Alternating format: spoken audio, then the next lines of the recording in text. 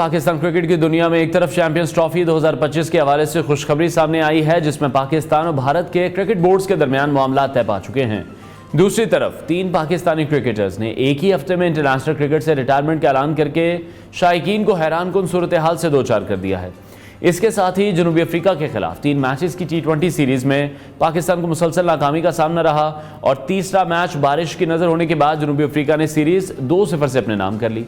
ये तमाम खबरें कौमी क्रिकेट टीम की कारकर्दगी, मुस्तकबिल की मनसूबाबंदी और इंतजामी फैसलों पर कई सवालात खड़े कर रही हैं। पाकिस्तान और भारत के क्रिकेट बोर्ड ने चैंपियंस ट्रॉफी के हवाले से तमाम मामला तय कर लिए हैं और ICC जल्द ही इसका बाज़ाब्ता ऐलान करेगी। इस अहम पेशरफ्त के कुछ अहम नकात भी हैं जो हम आपके साथ शेयर करते हैं। चैंपियंस ट्रॉफी हाइब्रिड मॉडल के तहत खेली जाएगी, जिसके मैचेस पाकिस्तान और दुबई में होंगे। 2026 के T20 वर्ल्ड कप में पाकिस्तानी टीम भी भारत नहीं जाएगी और पाक भारत मैच कोलंबो में खेला जाएगा। पाकिस्तान 2027 के बाद ICC वुमेन्स टूर्नामेंट की मेजबानी करेगा। ये पेशरफ्त पाकिस्तान के क्रिकेट मदाहों के लिए खुशाइंद है, क्योंकि इससे पाकिस्तान में बैनुल-अक़वामी क्रिकेट के मजीद इम्कानात रोशन हो रहे हैं और इससे जाहिर ये भी होता है कि पाकिस्तान के होम ग्राउंड्स पर बैनुल-अक़वामी क्रिकेट के दरवाजे खुलने वाले हैं, जिसका पाकिस्तान की क्रिकेट की कामयाबियों में एक अहम किरदार होगा। इसके साथ साथ 3 पाकिस्तानी क्रिकेटर्स के रिटायरमेंट के हवाले से हम बताएं कि गुज़श्ता 3 दिनों में 3 पाकिस्तानी क्रिकेटर्स ने इंटरनेशनल क्रिकेट से रिटायरमेंट का ऐलान किया है, जो कि शायकीन के लिए एक हैरानकुन पेशरफ्त थी। मोहम्मद इरफान तवीलुल कामत फास्ट बॉलर, जिन्होंने 4 टेस्ट, 60 वनडे और 22 T20 मैचेस में पाकिस्तान की नुमाइंदगी की, उन्होंने पाकिस्तान की फास्ट बॉलिंग लाइनअप में अपनी एक खास पहचान बनाई। वो रिटायर हो चुके हैं। मोहम्मद आमिर, जो कि अपने मुतनाज़ा करियर के बावजूद स्विंग बॉलिंग जो मोहम्मद आमिर की है वो हमेशा याद रखी जाएगी। आमिर ने पाकिस्तान की क्रिकेट तारीख में अहम फतवाहत में अहम किरदार अदा किया है। इसके साथ साथ इमाद वसीम हैं। ऑलराउंडर इमाद वसीम ने अपनी शानदार कारकर्दगी से कौमी टीम को कई अहम मैचेस जिताने में मदद की। इनकी ऑलराउंड सलाहियतों ने पाकिस्तान को कई मुश्किल हालात से निकाला। इसके बाद जनूबी अफ्रीका के खिलाफ जो पाकिस्तान की नाकामी है, पाकिस्तान क्रिकेट टीम ने जनूबी अफ्रीका के खिलाफ 3 मैचेस की T20 सीरीज में नाकामी का सामना किया और सीरीज के तीनों मैचेस में से जो एक मैच था वो बारिश की नज़र हो गया। लेकिन दूसरे और पहले मैचेस में पाकिस्तान को शिकस्त का सामना करना पड़ा। पहले मैच की बात करें तो जनूबी अफ्रीका ने 11 रन से पाकिस्तान को शिकस्त दी। दूसरे मैच में जनूबी अफ्रीका ने 7 विकेटों से पाकिस्तान को शिकस्त दी और तीसरा जो मैच था वो बारिश की नज़र हो गया। इसी तमाम सूरत हाल पर हम बात करेंगे। स्पोर्ट्स एनालिस्ट अबू बकर बिन तल्लत ने हमें इस वक्त शो में ज्वाइन किया। बकर, बहुत शुक्रिया हमें शो में ज्वाइन करने के लिए। आपके सबसे पहले तो चैंपियंस ट्रॉफी के हवाले से मैं चाहूँगा कि आप हमें बताइएगा कि हाइब्रिड मॉडल पर अहमद दरामद से पाक भारत क्रिकेट ताल्लुकात पर आपको क्या लगता है, क्या असर पड़ेगा? बड़ी मुश्किल से पाकिस्तान को फतह मिली है। पाकिस्तान अपने स्टांस पर कायम रहा, अपने मौके पर कायम रहा, अटल रहा, तो अभी अच्छी खबर सामने आ चुकी है। अनवर, बिल्कुल आप ठीक कह रहे हैं। आइडियल तो ये था कि सारी चैंपियंस ट्रॉफी जो कि पाकिस्तान ने होस्ट करनी थी, तमाम तर मैचेस पाकिस्तान में होते। 3 वेन्यूज हमने सिलेक्ट किए हुए, लाहौर, कराची और रावलपिंडी, और इंडिया के जितने भी इंपॉर्टेंट मैचेस थे वो लाहौर में स्टेशन किए गए थे। लेकिन अनफॉर्चुनेटली हमेशा की तरह भारतीय सरकार का एक वजह सामने रखकर इंडियन क्रिकेट बोर्ड ने यह कहा कि हम पाकिस्तान नहीं आ सकते। पाकिस्तान के लिए इसलिए भी सरप्राइजिंग था कि अक्टूबर की अगर मिनट्स ऑफ मीटिंग्स उठा के देख ले अनवर, तो इंक्लूडिंग इंडिया जितने भी बोर्ड मेंबर्स थे उन्होंने सेटिस्फेक्शन का इजहार किया। उन्होंने कहा पाकिस्तान जाकर खेलेंगे। लेकिन आउट ऑफ नोवेयर इंडिया का ये कंसर्न शो हुआ। ICC को उन्होंने कहा कि हम पाकिस्तान नहीं खेलना चाहते, जिसकी वजह से फॉर द फर्स्ट टाइम इस तरह हुआ है कि 8 वीक्स रह गए हैं चैंपियंस ट्रॉफी स्टार्ट होने में। ICC का इवेंट है, पाकिस्तान होस्ट कर रहा है, लेकिन अभी तक ऑफिशियली स्केड्यूल अनाउंस नहीं हुआ। लेकिन इस डेडलॉक को आखिर टूटना था और वो टूटा। कुछ विन विन सिचुएशन सामने हमें नजर आई। तो हाइब्रिड मॉडल प्रपोज किया था इंडिया ने। रहे थे कि हम जितने भी मैचेस हैं वो किसी न्यूट्रल वेन्यू पे खेलें, और न्यूट्रल वेन्यू से या नॉर्मली ये मुराद दी जाती है कि UAE में या दुबई में ये मैचेस खेले जाएं। ऑल्दो पाकिस्तान ने इस हवाले से कहा कोलंबो को भी कंसीडर कर रहे हैं, लेकिन 99% चांसेस यही है कि इंडिया के मैचेस दुबई में खेले जाएंगे, क्योंकि कोलंबो की जो डेस्टिनेशन है वो थोड़ी सी फ्लाइट भी ज्यादा है और पाकिस्तान के लिए मोबिलिटी के इश्यूज भी हो सकते हैं। लेकिन पाकिस्तान ने साथ ये सामने रखा कि अगर इंडिया पाकिस्तान आकर मैचेस नहीं खेलेगा, और चूंकि 2031 तक 4 ICC के इवेंट्स हैं जो इंडिया में होने, तो एटलीस्ट नेक्स्ट इवेंट में पाकिस्तान भी इंडिया जाकर नहीं खेलना चाहेगा, क्योंकि इक्वालिटी के तौर पर चाहिए। तो इसी तरह ये डिसाइड हुआ, ये डेडलॉक खत्म हुआ, और आज नेक्स्ट 24 आवर्स में आप ऑफिशियली अनाउंसमेंट एक्सपेक्ट कर सकते हैं, और साथ ही साथ जो आपका स्केड्यूल है वो भी अनाउंस हो जाएगा। इसमें सिर्फ देखने की चीज ये होगी कि जो मैचेस अब UAE में या किसी और न्यूट्रल वेन्यू पे खेले जाएंगे तो उनका बाकी मैचेस पे क्या असर पड़ता है या नहीं पड़ता, क्योंकि टीम्स वहां पर स्टेशन करेंगी नहीं करेंगी, वापस आएंगी। तो ये सारी बोर्डिंग और लॉजिंग जो एडमिनिस्ट्रेशन है इसने अभी डिसाइड होना है। आप कह सकते हैं कि अनऑफिशियली तो सारी चीजें सेटल डाउन हो गई हैं, लेकिन ऑफिशियल अनाउंसमेंट का भी वेट किया जा रहा है। लेकिन पाकिस्तान के स्टांस की यहाँ तारीफ करनी चाहिए है कि इससे पहले हमने देखा कि का बड़ा वीकर स्टांस रहा, कंसिस्टेंसी नहीं रही। लेकिन यहाँ पर पाकिस्तान क्रिकेट बोर्ड ने from the very first day जो बात कही कि हम जो भी डिसीजन लेंगे वो बराबरी की बुनियाद पर लेंगे, वैसा ही देखने को मिला। और ना सिर्फ यहाँ पर बात खत्म हुई बल्कि पाकिस्तान ने पैसों के बजाय प्रायोरिटी दी कि हमें आईसीसी का एक और इवेंट 2031 से पहले दे दिया जाए। इसमें भी पाकिस्तान कामयाब रहा और 2027 और 31 के दरमियान के साइकिल में वुमेन्स वर्ल्ड कप है जो आईसीसी का, वो पाकिस्तान उसकी मेजबानी भी करेगा। तो ये पाकिस्तान के लिए एक तरफ है, लेकिन दूसरी तरफ ये बात बहुत जरूरी है कि भारत को क्रिकेट और स्पोर्ट्स से पॉलिटिक्स को अलग करना होगा, वरना ये चीजें दोनों साथ नहीं चल, जो कि वो बिल्कुल भी नहीं कर पा रहे और वो करना भी नहीं चाह रहे। पाकिस्तानी गवर्नमेंट की भी ऑब्वियसली इसमें मुशावरत हुई थी। मोहसिन नकवी साहब की प्राइम मिनिस्टर पाकिस्तान से, पाकिस्तान क्रिकेट बोर्ड की एक कामयाबी है। लेकिन आपको लगता है जो की एलिमेंट है वो मोहसिन नकवी खुद रहे हैं, वो जिस हवाले से एक्टिव रहे हैं, जो रिजिड स्टांस पर वो कायम रहे, इसकी बदौलत ये सब कुछ मुमकिन हुआ। तो क्रेडिट देना तो बनता है मोहसिन नकवी साहब को। जी देखिए, प्राइम मिनिस्टर शहबाज शरीफ की जो गाइडलाइंस थी उनको फॉलो करते हुए पाकिस्तान क्रिकेट बोर्ड ने अपनी एक पॉलिसी बनाई, पॉलिसी स्टेटमेंट भी रखी और उसी को फॉलो करते रहे। 2 से 3 विजिट्स भी किए मोहसिन नकवी ने दुबई में, लेकिन लाइव जितने भी इंटरेक्शंस थे अनवार और जितने भी डेलीगेशंस के साथ जो मीटिंग्स थी, वो जो अभी रिसेंटली जिनको खत्म किया गया, जो पाकिस्तान के एक्स सीईओ थे सलमान नसीर, वो करते रहे और अभी भी वो दुबई में मौजूद है। जितनी भी निगोशिएशंस है लाइव वो करते रहे। भारतीय बोर्ड से लेके आईसीसी के जितने भी हाई डेलीगेट्स थे उनके साथ उनकी मीटिंग्स रही, ऑन एंड ऑफ वो मिनट्स ऑफ मीटिंग्स जो है मोहसिन नकवी के साथ शेयर करते रहे। तो एक टीम वर्क हमें दिखाई, ऐसा लगा कि पॉलिसी जो बनाई थी पाकिस्तान क्रिकेट बोर्ड ने, बिल्कुल क्लैरिटी थी उसके अंदर, इसीलिए आसानी हुई उसको इंप्लीमेंट करने के लिए। इससे पहले हम देखते थे कि पॉलिसी मेकिंग में जब बैठते थे चेयरमैन कोई और होता था, इंप्लीमेंटेशन के टाइम कोई और हेड होता था, तो पाकिस्तान क्रिकेट बोर्ड में जो कंसिस्टेंसी नहीं होती थी उसका नुकसान पाकिस्तान क्रिकेट को उठाना पड़ता था। लेकिन इस दफा चूंकि इलेक्टेड चेयरमैन है मोहसिन नकवी, 3 साल का उनकी टेन्योर ब्रैकेट है, तो ये जो पॉलिसी में एक कंसिस्टेंसी नजर आ रही है, इससे पाकिस्तान क्रिकेट का फायदा होते हुए दिखाई दे रहा है लॉन्गर रन में, और ये बहुत खुशाइंदा पाकिस्तान क्रिकेट के लिए। ठीक है रबू अकर, 3 दिन में 3 क्रिकेटर्स के रिटायरमेंट को किस तरह से आप देख रहे हैं? मोहम्मद आमिर की हम बात करें, इमाद वसीम की बात करें, या अगर मोहम्मद इरफान की भी हम बात कर लें, तो ये तमाम जो तीनों खिलाड़ी इनकी खदमात से आपको लगता है पाकिस्तान ने भरपूर फायदा उठाया, इनको हमने अच्छे तरीके से यूटिलाइज किया? देखिए, क्रिकेट बोर्ड डिजिटलाइज हो गई है, कमर्शियलाइज हो गई है। आपने देखा कि पहले इतनी ज्यादा लीग्स नहीं हुआ करती थी, अब बहुत ज्यादा कमर्शियलाइजेशन आ गया क्रिकेट के अंदर, बहुत ज्यादा स्पॉन्सर्स इन्वॉल्व हो गए, प्राइवेट सेक्टर बहुत ज्यादा इन्वॉल्व हो गया। तो ऐसे में जब आप अगर देखें कि आपने ये डिसाइड करना होगा कि आपने अपनी नेशनल टीम को रिप्रेजेंट करना है या आपका फोकस जो है वो ज्यादा लीग के ऊपर होगा, क्योंकि आपने देखा कि पाकिस्तान क्रिकेट बोर्ड ने ये पॉलिसी भी बना दी है, तो एक फिस्कल ईयर में आप 2 एनओसीज देंगे किसी भी इंटरनेशनल लीग को रिप्रेजेंट करने के लिए। तो वो प्लेयर जो ज्यादातर रिलाई कर रहे हैं, व्हाइट बॉल खेल रहे हैं, और व्हाइट बॉल में भी जो लिमिटेड एडिशन है T20 उसको खेल रहे हैं, तो ऐसे में प्लेयर्स की ये शायद पर्सनल चॉइस दिखाई दे रही है कि वो प्रेफर कर रहे हैं कि हमने अगर लीग्स खेलनी है तो फिर पाकिस्तान का सेंट्रल कॉन्ट्रैक्ट उनको छोड़ना पड़ेगा। लेकिन इमाद वसीम और मोहम्मद आमिर को शायद उस तरह हम यूटिलाइज नहीं कर सके, और वो भी शायद उस तरह टीम को रिप्रेजेंट नहीं कर सके जितना उनमें पोटेंशियल और जितना हमें नजर आ रहा था।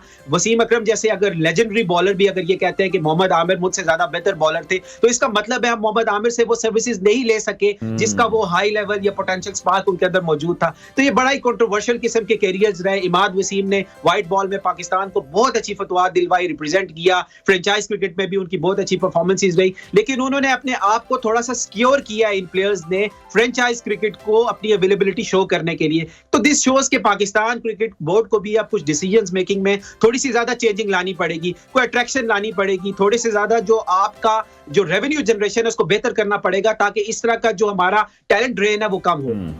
ठीक है, अच्छा वो अगर दूसरा आप ये समझते हैं कि पिछले कुछ सालों में हमने देखा जैसे पाकिस्तान सुपर लीग ऑब्वियसली अब एक ब्रांड बन चुका है, बट कुछ सिचुएशन ऐसी भी आई हैं कि जिसने पाकिस्तान सुपर लीग में परफॉर्म किया उसको फौरन उठाते हैं और पाकिस्तान की मेन टीम में लेके आ जाते हैं। पाकिस्तान क्रिकेट बोर्ड नौजवान क्रिकेटर्स को जो तैयार करने के लिए फिर उनकी हिकमत अमली, आपको लगता है कि ये मौसर है, ये दुरुस्त तरीक़ाकार है? फिर बाद में उन्हीं प्लेयर्स को फिर हम देखते हैं कि वो टीम में भी नहीं रहते, वो सिर्फ PSL खेलते रहते हैं या फिर वहां से भी गायब हो जाते हैं।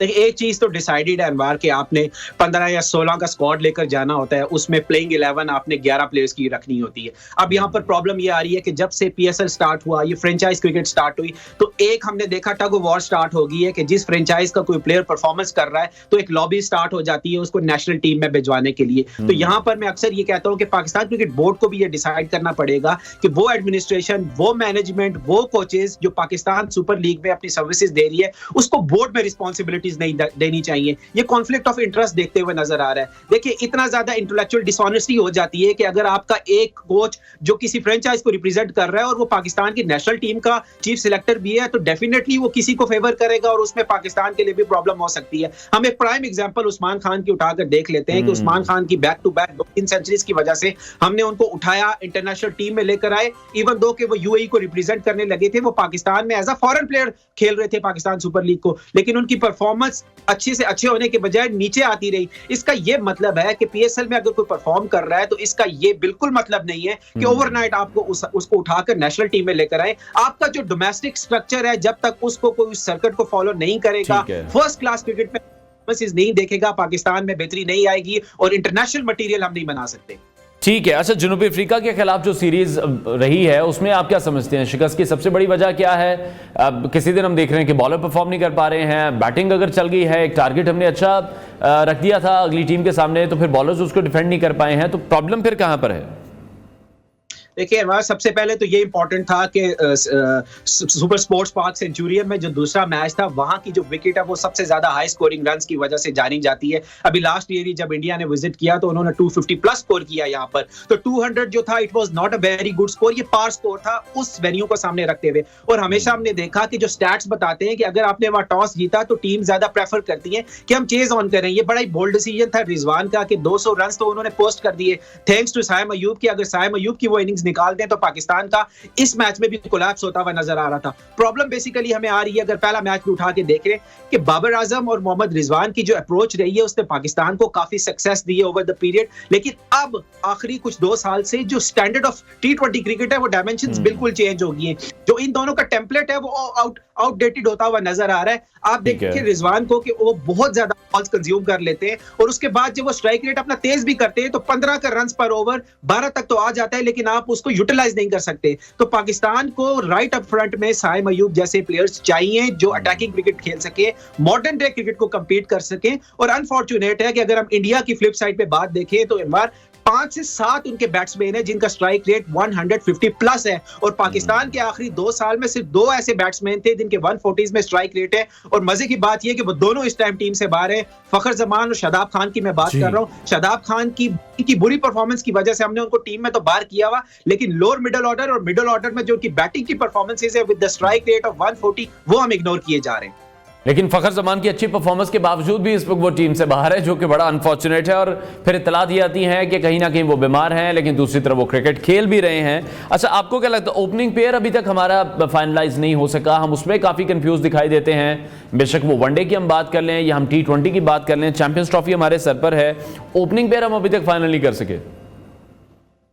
कोई भी हमारा एक्स क्रिकेटर हो, लेजेंडरी हो, मैनेजमेंट हो या कोचेज अनवार, जब वो टीम से बाहर होते हैं या किसी ऑफिशियल रोल से बाहर होते हैं तो बहुत ज्यादा सजेशंस देते हैं, टीवी शोज पे भी आके बड़ी बात करते हैं। अगर हम आकिब जावेद की भी बात करें जो आपके ऑल इन ऑल है पाकिस्तान क्रिकेट टीम में, तो वो बाहर बैठ के सबसे ज्यादा क्रिटिसाइज किया करते थे मोहम्मद रिजवान और बाबर आजम के ओपनिंग पेयर को कि ये बहुत ज्यादा स्लो खेलते हैं, इनका स्ट्राइक रेट ठीक नहीं है, बॉल्स बहुत ज्यादा कंज्यूम करते हैं। लेकिन जब अब वो उस रोल में कि वो डिसीजन मेकिंग अथॉरिटी है, वो उस पेयर को नहीं तोड़ पा रहे। देखिए समझ से बाहर है कि आपके 2 इंपैक्ट प्लेयर्स हैं T20 में, साइम अयूब वो ओपनर नहीं आ रहा, फखर जमान जो सबसे बड़ा आपका इंपैक्ट प्लेयर है वो टीम से बाहर है।